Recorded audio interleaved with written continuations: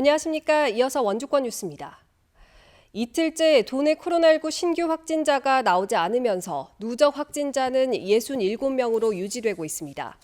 주말 사이 평창과 원주에서 확진된 2명을 포함해 현재 모두 9명이 치료를 받고 있습니다.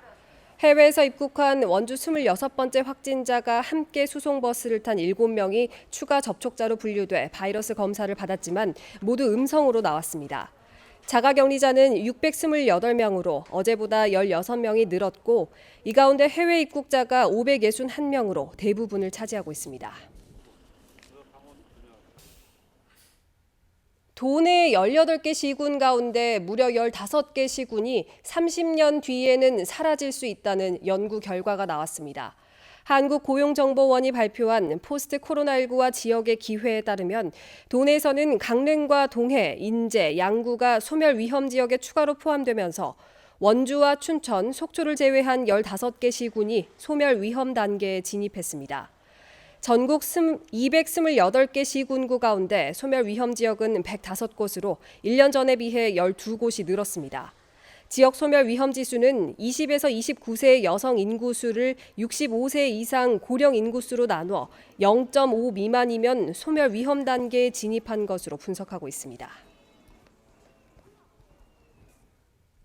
수익 배분 문제로 동업자와 갈등을 빚다가 집에 불을 질러 동업자 부부를 살해한 60대 여성에게 법원이 무기징역을 선고했습니다.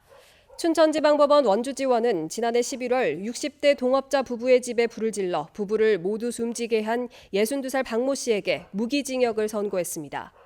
재판부는 판결문에서 매우 잔인하고 계획적인 범행으로 피해 유족은 육체적인, 정신적인 고통을 평생 안고 살아가게 됐다며 동업 과정에서의 잘잘못이 범행을 정당화할 수 없다고 판시했습니다. 또 범행 당시 정황과 진술로 미뤄볼 때 피고인이 주장하는 심신장애는 인정할 수 없다고 덧붙였습니다. 홍천 횡성 영월 평창이 지역구인 통합당 유상범 의원이 국회 법제사법위원회에 배정됐습니다. 유 의원은 희망대로 미래통합당 법사위 상임위원회 배정돼 고위공직자범죄수사처, 이른바 공수처를 놓고 원주을 민주당 송기현 의원과 경론을 벌일 예정입니다. 앞서 민주당은 원주갑 이광재 의원을 기획재정위원회에, 원주을 송기현 의원을 법제사법위원회에 각각 배정했습니다. 강원도 송전탑 반대 대책위원회가 오늘 서울 여의도 앞에서 동해안 신가평 송전선로 백지화 촉구 강원도민 결의대회를 열었습니다. 강원도 송전탑 반대 대책위는 한전이 송전선로 입지 선정위를 주민 모르게 입맛대로 구성해 강행 추진했고 일부 구간의 경우 확정고시도 없이 마을 보상비를 지급하는 등 산업통상자원부가 통제하지 않는 전근대적 사업 방식이라며 비판했습니다. 대책위는 오후 국회 산업통상자원위원회를 만나 한전의 독단적인 추진 방식을 알리고 강원도민이 참여하는 공론화 기구의 구성과 운영을 제안했습니다. 다미르 쿠센 주한 크로아티아 대사가 오늘 영월군을 찾아 지역 관광 활성화 방안을 논의했습니다.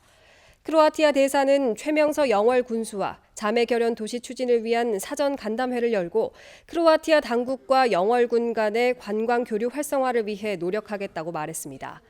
영월군은 고대 유럽 문화유산이 있는 크로아티아 파진 지역과 결연을 추진해 동서양 문화 교류에 나설 계획입니다.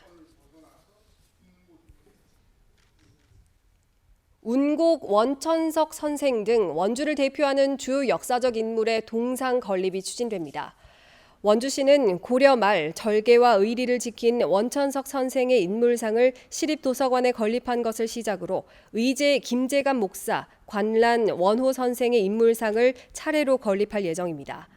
동상이 건립되는 인물과 장소는 2017년 구성된 원주 역사 인물상 건립 추진위원회의 결정으로 추진됩니다.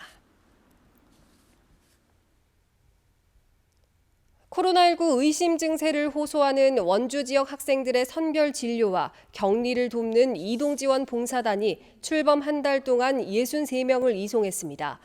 지난달 3일 전국 최초로 원주 시민들의 참여로 시작된 봉사단은 지금까지 하루 평균 2.6명을 선별 진료소와 각 가정으로 이송했습니다.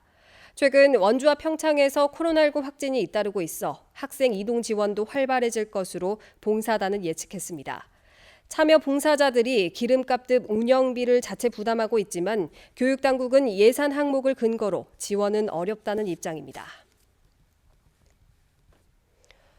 코로나19로 중단된 원주 시민 정보화 교육이 다음 달부터 다시 시작됩니다. 교육은 한글과 포토샵, 엑셀, 인터넷 활용 등 6개 과정으로 오늘 15일부터 참가 신청을 받습니다.